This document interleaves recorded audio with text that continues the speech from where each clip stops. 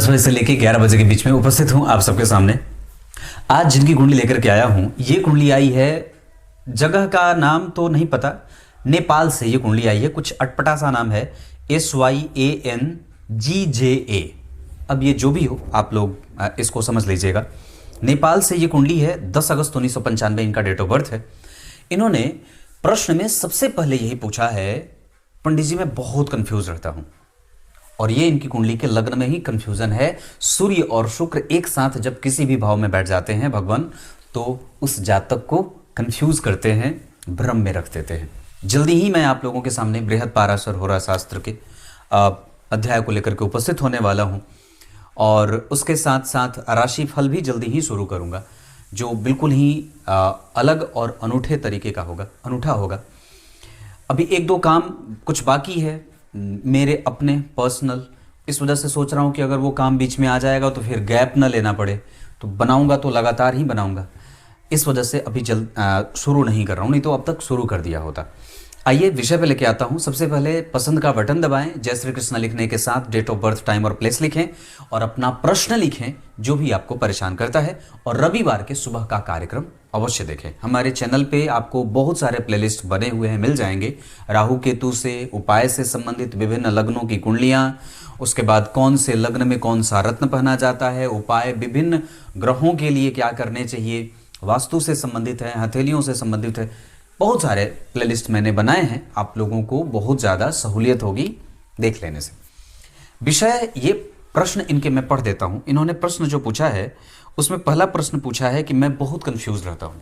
सो इसका उत्तर ये है, क्योंकि आपकी कुंडली में चंद्रमा शुक्ल पूर्णिमा के हैं, जो पूर्णेंदु बनाते हैं, तो व्यक्ति बहुत बड़ा सुंदर है, पर लग्न में सूर्य होने के कारण व्यक्ति के जीवन में चिंता भी होती है। ये कर्क लग्न की कुंडली है, लाभेश लग्न में बैठे हैं, और लग्न के अधिपति सप्तम में बैठे हैं। किसी भी शुभ ग्रह की उन पे कोई दृष्टि नहीं है। शुभ ग्रह में शुक्र देख रहे हैं, सूर्य देख रहे हैं धन भाव के अधिपति, और लग्नेश कम से कम लग्न को देख करके व्यक्ति के स्वास्थ्य को अच्छा रख रहे हैं। पर परेशानी यहां यह रहती है कि व्यक्ति के हर एक काम में भ्रम बना रहता है, वो लग्न में सूर्य और शुक्र के कारण है। दूसरा आपने प्रश्न पूछा है, मेरा स्वास्थ्य कैसा रहेगा।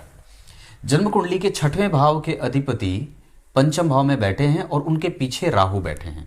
गुरु बैठे हैं 11 डिग्री के 48 कला अनुराधा नक्षत्र में, जिसके अधिपति शनि उन्हें देख रहे हैं।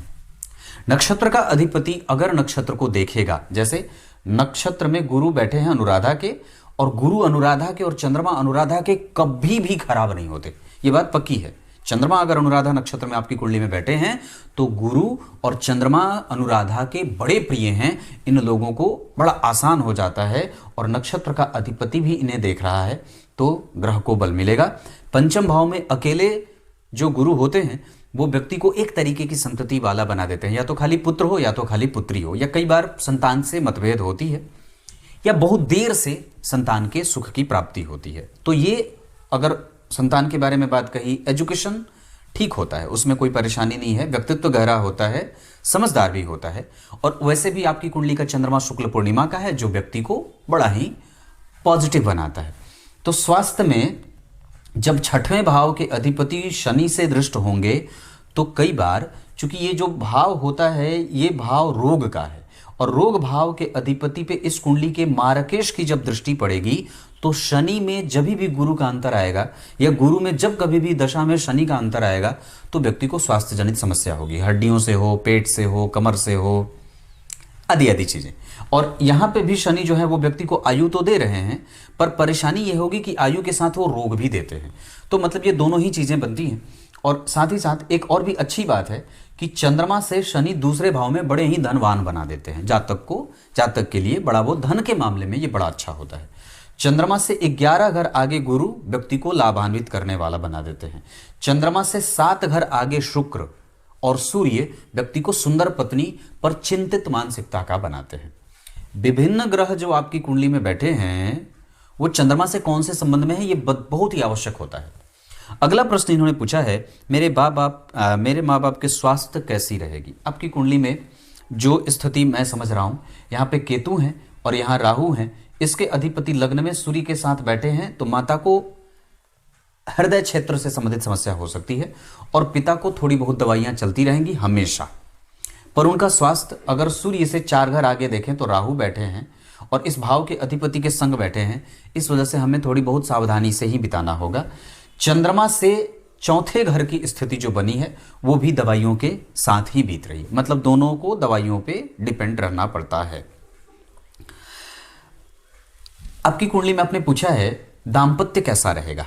आपकी कुंडली में यहाँ चंद्रमा बैठे हैं। मैंने इस पे बहुत पहले भी एक कार्यक्रम बनाया था और लगभग हर कार्यक्रम में बताता हूँ, लग्न, द्वितीय, तृतीय और पंचम के बाद नवम और एकादशवें के चंद्रमा कमजोर होने के बाद भी अच्छे परिणाम देते हैं, पर सप्तम भाव के चंद्रमा व्यक्ति को पत्नी के इर्द गिर्द घूमने वाला, पत्नी के साथ संपूर्णतया संबंध बड़ा अच्छा रहता है और बड़ा अच्छा संबंध होता है। मतलब इस कुंडली का दाम्पत्य खराब नहीं है। इस भाव पे शुक्र और सूर्य की दृष्टि है तो पत्नी धन के इर्द गिर्द घूमने वाली और धन मांगने वाली भी होती है। नवांश कुंडली में भी यहाँ पे सूर्य और शुक्र एक साथ, गुरु और चंद्रमा बढ़िया बैठे हैं, इस वजह से इस कुंडली का नवांश खराब नहीं है। थोड़े बहुत भ्रम और थोड़े बहुत कंफ्यूजन के साथ दाम्पत्य बहुत अच्छा रहेगा, जैसा कि आज आमतौर पे होता है। अगला प्रश्न पूछा है, मेरे भाई बहन, कुटुंब और रिश्तेदार के साथ संबंध कैसे रहेंगे। इस कुंडली में द्वितीय भाव में बुध बैठे हैं, मित्रवत होकर के बैठे हैं, लग्न में ही बैठे हैं शुक्र, इस वजह से व्यक्ति और लग्न को ही देख रहे हैं चंद्रमा। इस वजह से मैं इसकी गारंटी दे सकता हूं कि व्यक्ति झगड़ालू तो नहीं है, किसी भी अवस्था से उसको किसी से भी कोई झगड़ा नहीं होता। और द्वितीय भाव में बुध व्यक्ति को बड़ा ही मिमिकेबल बना देते हैं, तो उसका धन कभी भी गलत जगह पे भी खर्च नहीं होता है। ये स्थिति गुरु भी ठीक रखते हैं। बुध से गुरु का प्रभाव व्यक्ति को विद्वत जन की भांति विद्वता से युक्त और तार्किक, साथ ही साथ धार्मिक बना देंगे। लेकिन द्वितीय भाव के अधिपति के लग्न में आने और चंद्रमा से दृष्ट होने के कारण दाम्पत्य अच्छा होता है, संबंधों में लॉन्जिविटी बड़ी अच्छी होती है। और इतना ही नहीं, तीसरे भाव में मंगल के बैठ जाने से व्यक्ति पराक्रमी भी हो जाता है। यहां रोक करके मैं आपको पहले आपके प्रश्न का उत्तर देता हूं, फिर मैं अपने हिसाब से बताऊंगा। तो यहां पे मकान गाड़ी होगा या नहीं? बिल्कुल होगा, क्यों नहीं होगा। इस भाव के अधिपति लग्न में बैठे हैं, मंगल इस भाव से संबंध में तो नहीं है पर निकटस्थ बैठे हैं। और जो आपकी कुंडली बनी है वो यहाँ पे भी चतुर्थ भाव की स्थिति ठीक ही बैठी है, बहुत ज़्यादा तो नहीं पर ठीक है। पर जो षोडशांशा कुंडली बनी है आपकी कुंडली में, उसका प्रभाव भी निश्चित रूप से, जो षोडशांशा कुंडली बनी है उसमें लग्न में चंद्रमा बैठे हैं और तुला लग्न का वो बन रहा है लग्न, और शनि की दृष्टि अपने चतुर्थ भाव पे है, सूर्य उच्च के हो रहे हैं लाभेश होकर के, और इस कुंडली में वाहन वगैरह का सुख और उनसे उनके जीवन में आने के बाद, जैसे अगर कोई आपने गाड़ी खरीदी या भवन भूमि वगैरह खरीदा तो उससे वृद्धि ही होगी, कमजोरी नहीं होगी। अगला प्रश्न आपने पूछा है, मेरा धार्मिक और आध्यात्मिक चिंतन कैसा है। ये सबसे अच्छा प्रश्न है, जिससे मेरा मन बड़ा प्रफुल्लित हो जाता है। गुरु बढ़िया है, सूर्य को देखे हैं, शुक्र को देखे हैं, बुध को प्रभाव में खराबी नहीं है, बुध कमजोर नहीं है, शनि अष्टम भाव में बहुत अच्छे हैं जो मोक्ष के कारक होते हैं। 12वें भाव के अधिपति द्वितीय भाव में बैठे हैं गुरु से केंद्र में, और 12वें भाव के अधिपति धन में बैठे हैं, इस वजह से यहाँ पे भी कोई गड़बड़ी नहीं है। मतलब मैं अगर चतुर्विशांसा के बाद चतुर्विशांसा उपासना विशांसा कुंडली के लिए अगर बात कह दूं तो रिस्पॉन्सिबिलिटी बढ़ेगी, माता के सुख से व्यक्ति के आध्यात्मिक चिंतन का सुख बढ़ेगा माता के आशीर्वाद से। और एक बात और कह दूं तो पत्नी के साथ अगर आप आगे बढ़ करके अपने धार्मिक और आध्यात्मिक चिंतन को बढ़ाना चाहते हैं तो निश्चित रूप से कर सकते हैं। एक बड़ी अद्भुत बात बताता हूं, प्रत्येक व्यक्ति के जीवन में 2 संतति होने के बाद उसके जीवन को अपनी पत्नी के साथ ऐसा बिताना चाहिए जैसे वो भाई बहन होते हैं। मतलब फिर उन दोनों के बीच में संबंध नहीं बनने चाहिए शारीरिक, बड़ी गहरी बात है। 2 संतति हो जाए, ये शास्त्र की बात है। हालांकि प्रत्येक व्यक्ति को, प्रत्येक सनातनी को 5 पुत्र योग तो अवश्य बनाना चाहिए। 5 पुत्र, जिसमें 4 पुत्र 1 पुत्री, या 1 पुत्री 4 पुत्र, या 1 पुत्र 4 पुत्र, जो भी हो 5 पुत्र तो पैदा करने चाहिए। अब आज की स्थिति के हिसाब से तो ये बात फिट बैठेगी नहीं, क्योंकि ज्योतिष शास्त्र के आधार पे उसमें जो आप जब उसकी गणना करते हैं तो उसमें आपको परिस्थिति के हिसाब से देश काल का भी ध्यान रखना होता है। इस हिसाब से ये बात अब प्रायः कमजोर लगती है, या फिर अब वक्त के हिसाब से वो बात ठीक नहीं है। पर 2 संतति में या 3 संतति में से निश्चित रूप से एक संतति को वैरागी बनाना चाहिए। साधु संत महात्मा की श्रेणी में उसे डालिए, उसे उस क्षेत्र में भेजिए, या अगर वो हो जाए तो अति उत्तम है। आजकल तो लोग एक ही संतति पैदा करते हैं, एक संतति पैदा होती है और वो भी अब कहाँ से सन्यासी बनेगा। एक से बढ़े तो 2 हो गए, और 2 से ज़्यादा तो कोई करने की रिस्क लेता नहीं है। तो तात्पर्य ये है कि आने वाले समय में लोग जो साधु संत महात्मा होंगे, बड़ी कृपा रहेगी भगवान की, तो वो साधु संत महात्मा बनेंगे या सन्यासी बनेंगे। मेरे कहने का अर्थ है कि यहाँ पे पत्नी के साथ 2 बच्चे होने के बाद आपको अपनी पत्नी के साथ आपके संबंध भाई बहन का हो जाना चाहिए, और उनके साथ जोड़ करके मोक्ष की गति को प्राप्त करने के लिए अग्रसर होना चाहिए, ग्रंथों का अध्ययन आदि। तो इस कुंडली में वैसे भी उस उपासना वगैरह की स्थिति ठीक है। मुझे खुद का बिजनेस करना अच्छा रहेगा, और खुद का बिजनेस करना हो तो कौन सा कर सकता हूँ? बहुत अच्छा प्रश्न है। इस कुंडली के आधार पे जो चंद्रमा है वहां से 10वें घर की स्थिति तुला की बनी है, और सूर्य से 10वें घर की स्थिति सूर्य की बनी है, मतलब मेष राशि। अपने उच्च की राशि से केंद्र में और अपनी राशि को देख रहे हैं, और चंद्रमा सप्तम स्थान में बैठ करके और सप्तमेश जन्म कुंडली में स्वग्रही हैं, बुध जैसे वणिक ग्रह से दृष्ट हैं। शनि और बुध से संबंधित कारोबार व्यक्ति कर सकता है। इसके साथ साथ अगर और भी बात बता दूं तो दशम भाव की स्थिति बलवान नहीं है, लेकिन एक बात जो दशमेश बता रहे हैं वो ये बता रहे हैं, जब कभी भी सप्तम स्थान पे बुध और चंद्रमा का संबंध बन जाए, या जब कभी भी सप्तम स्थान से या सप्तमेश से बुध या चंद्रमा का संबंध बन जाए, तो व्यक्ति व्यापार में सफल होता है। सप्तमेश शनि बुध से दृष्ट, इसका मतलब हाँ है। दूसरा सूत्र क्या कहता है, दशम स्थान के अधिपति जब तीसरे भाव में जाएं तो आपको बहुत सारी चीजें ध्यान रखनी है। ये छाती का भाव होता है, और वहां पे मंगल जैसे ग्रह का बैठना व्यक्ति को बलवान बना देता है। लेकिन वो कन्या राशि के बैठे हैं, हालांकि वो उनका कारक क्षेत्र है, और उस भाव पे किसी भी शुभ ग्रह की कोई दृष्टि नहीं है। इस वजह से हमें अपने फेफड़े का ध्यान भी रखना चाहिए। वैसे यहाँ पे भी वो परिस्थिति लागू हो रही है। ये तो मैंने स्वास्थ्य के बारे में बता दी, पर दशम स्थान के अधिपति का तीसरे भाव में जाना 2 बातें कहता है कि ध्यान रखनी चाहिए। इसमें पहला है कि आपको अपने पिता के साथ संबंध अच्छे रखने होंगे। अब इसका प्रेशर आप पे बढ़ेगा कि आप अपने पिता के साथ संबंध अच्छे रखें। दूसरा प्रेशर ये बढ़ता है कि व्यक्ति को कारोबार में दिक्कत होती है, या उसको कंफ्यूज होना पड़ता है, भ्रम में जाना पड़ता है कारोबार को लेकर के, कि वो कौन सा काम करे और क्या चुने। मतलब यहाँ पे एक बात और भी बिल्कुल ही परफेक्शन के साथ कहूंगा कि व्यक्ति यहाँ पे भी जो स्थिति बनी है मंगल वाली, व्यापार के लिए उत्तरोत्तर वृद्धि को प्राप्त कराने वाली है। मतलब आप व्यापार करें, अपने आसपास की परिस्थिति को सबसे पहले समझें, बाजार को समझें, क्योंकि मैं कुछ कह दूंगा, हो सकता है आपकी उसमें दिलचस्पी ना हो, या कई बार जो मैं कहूँगा व्यापार का जो काम होता है वो बहुत ही सामने से बैठ करके पसंद करने का होता है। आप सामने से मुझे ऐसे अगर पूछेंगे तो सीधे तरीके से कह दूं तो व्यापार बड़ी ही सजगता से मैं ये बता सकता हूं कि आप व्यापार करिए, आपको सफलता मिलेगी। व्यापार करना हो तो वृश्चिक राशि और मीन राशि के जातकों से कर सकते हैं साथ में, या मकर राशि के जातकों से भी कर सकते हैं, और निश्चित रूप से आप पार्टनरशिप के साथ भी व्यापार में जा सकते हैं। ससुराल से धन इस कुंडली में बहुत अच्छा है, इस कुंडली का धन क्षेत्र अच्छा है, इस कुंडली का स्वभाव बहुत अच्छा है, इस कुंडली का चरित्र बहुत अच्छा है, इस कुंडली में मोरालिटी बड़ी अच्छी है, और ये कुंडली किसी को धोखा नहीं दे सकती है। पर जो स्थिति मैं यहाँ पे समझ रहा हूँ उसके आधार पे आपने जो पूछा है तो मैं उसका उत्तर दे दूँ। आप खाने पीने से संबंधित, कपड़ों से संबंधित और भारी काम जैसे कंप्यूटर सॉफ्टवेयर या हार्डवेयर, सॉफ्टवेयर से ज़्यादा हार्डवेयर की बात करूँगा, उसका काम कर सकते हैं। खेल क्षेत्र से जोड़ करके आप कोई भी काम कर सकते हैं। इसके साथ साथ आपकी कुंडली में लॉ के क्षेत्र से जोड़ करके जो कानून के जैसे कानून की पढ़ाई होती है उससे जोड़ करके आप कोई भी काम कर सकते हैं। इसके साथ आप न्यायालय के समीप में जाकर के कोई भी दुकान खोल सकते हैं। इसके साथ साथ इस कुंडली में आयु का पक्ष भी बहुत अच्छा है, उसको लेकर के चिंतित नहीं होना है। दशमांशा कुंडली में चतुर्थ भाव में नीच के शुक्र का बैठना ठीक नहीं होता। मतलब किसी भी भाव का जो चौथा भाव होता है वो उसका सुख होता है, और यहाँ पे ये बात गड़बड़ है। मेरे कहने का यहाँ पे अर्थ ये भी है कि हमें अपने करियर पे फोकस होकर के काम करना होगा, नहीं तो ये हमें सबसे ज़्यादा परेशान करेगा।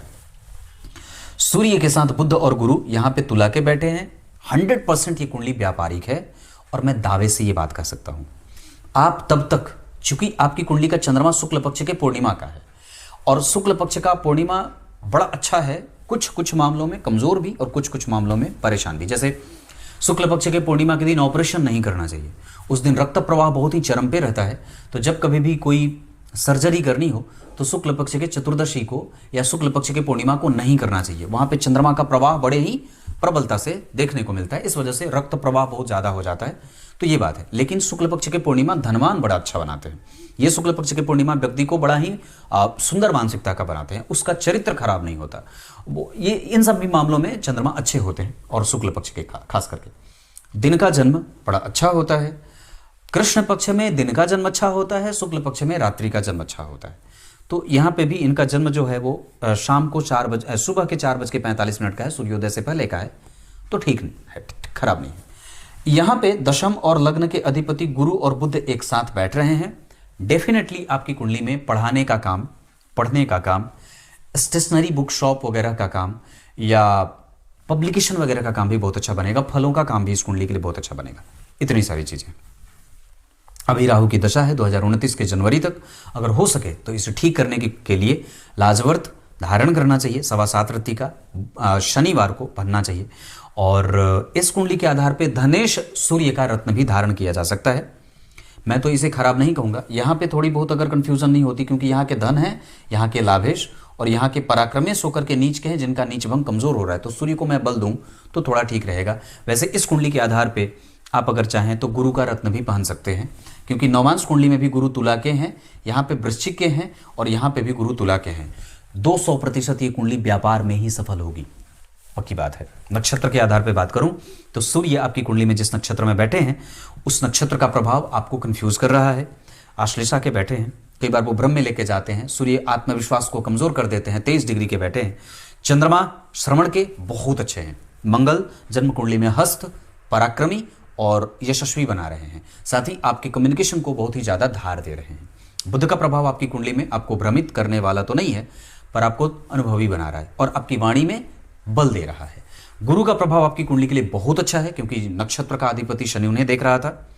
शनि जिस नक्षत्र में बैठे हैं वो नक्षत्र गुरु का है, तो शनि और गुरु का नक्षत्र परिवर्तन इस कुंडली के लिए सबसे ज्यादा अच्छा है। मतलब मेरे कहने का यहाँ पे अर्थ ये भी होगा कि इस कुंडली में जो सबसे अच्छे संबंध बने हैं वो गुरु और शनि के बने हैं। इस वजह से भी मैंने न्यायालय या न्याय के क्षेत्र से जोड़ करके व्यक्ति को काम करते हुए बताया है। तो शनि और गुरु का बड़ा बढ़िया है।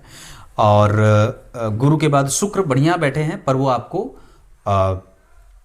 कई बार एक ही गलती बार बार करने वाला बना रहे हैं और भ्रम में डालने वाला बना रहे हैं। कई बार आलसी भी बना रहे हैं और पत्नी को रोगी भी बना रहे हैं। कई बार पत्नी के साथ संबंधों को कमजोरी भी दे रहे हैं। ये चीजें होती हैं। शनि और राहु के शनि के बाद राहु ठीक है, पर उतने भी नहीं है। वो घर में भ्रम देते हैं। हालांकि जिस राशि में बैठे हैं उस राशि का अधिपति केंद्र में है, तो राहु योग कारक हो जाएंगे और राजयोगों की भांति परिणाम देंगे। राहु के ऊपर अगर एक किसी शुभ ग्रह की दृष्टि पड़ जाती तो और भी वो ज्यादा परिणाम देने वाले होते, पर कम से कम 2 शुभ ग्रह से केंद्र में है। इस वजह से राहु भी डिग्री के हिसाब से जो राहु की स्थिति बनी है वो आपको 25% तक अच्छा परिणाम देगी। सूर्य आपको 50% अच्छा परिणाम देंगे। चंद्रमा 100% अच्छा परिणाम देंगे। मंगल और बुध 50% आपको अच्छा परिणाम देंगे। बुध के बाद गुरु आपकी कुंडली में कमजोर हो रहे हैं। एकादशी का व्रत और पूर्णिमा जरूर करना शुरू करिए। इसके साथ साथ शुक्र आपकी कुंडली में 50% अच्छे परिणाम देंगे और आपको धनवान बनाएंगे। शनि आपकी कुंडली में कमजोर है। बढ़िया है कि मारक ग्रह कमजोर है तो ठीक है। हालांकि उसने आपको आयु दी है, पर आयु के साथ रोग भी दे रहा है। राहु और केतु 25% अच्छे और 75% बुरे परिणाम देंगे। इसमें घर का पर्यावरण खराब होता है, तनाव का माहौल बनता है, निद्रा कमजोर होती है, व्यापक व्यय होता है, जिम्मेदारी कभी खत्म होने का नाम नहीं लेती है। अगर कुछ भी अच्छा करना हो तो गुरु, चंद्रमा और शुक्र की दशा को चुना जा सकता है। इसके साथ साथ इस कुंडली के आधार पे बल बहुत है, पराक्रम बहुत है। गुरु का प्रभाव भाग्यशाली, गुरु का प्रभाव महाभाग्यशाली होगा, क्योंकि गुरु कम से कम एकादशवें भाव को देख रहे हैं। लग्न पे उच्च की दृष्टि, अनुभवी, ज्ञानी, सांसारिक और प्रबुद्ध बना रहे हैं। दिन के आधार पे ये कुंडली सोमवार और शुक्रवार के लिए बहुत अच्छी रहेगी। इस कुंडली के लिए धन कमाने के लिए पश्चिम और उत्तर की दिशा बहुत अच्छी रहेगी। नक्षत्र के आधार पे पूर्वाषाढ़ा तो नहीं कहूंगा, पूर्वा भाद्रपद कहूंगा, अनुराधा कहूंगा, पुष्य कहूंगा, हस्त कहूंगा और अश्विनी कहूंगा। इसके साथ साथ स्वाति भी अच्छा है और धनिष्ठा भी अच्छा है। कोई भी काम करने के लिए इन नक्षत्रों को चुना जा सकता है। अंक के आधार पे ये कुंडली 7 नंबर से बहुत अच्छी रहेगी। 7, 17 और 25 तारीख महीने का बहुत अच्छा रहेगा। धन कमाने के लिए मैंने कहा पश्चिम और उत्तर। इस कुंडली में विवाह अगर करना हो तो कर्क और मकर राशि की जातिकाओं से किया जा सकता है। पश्चिम की दिशा विवाह के लिए बहुत अच्छी है।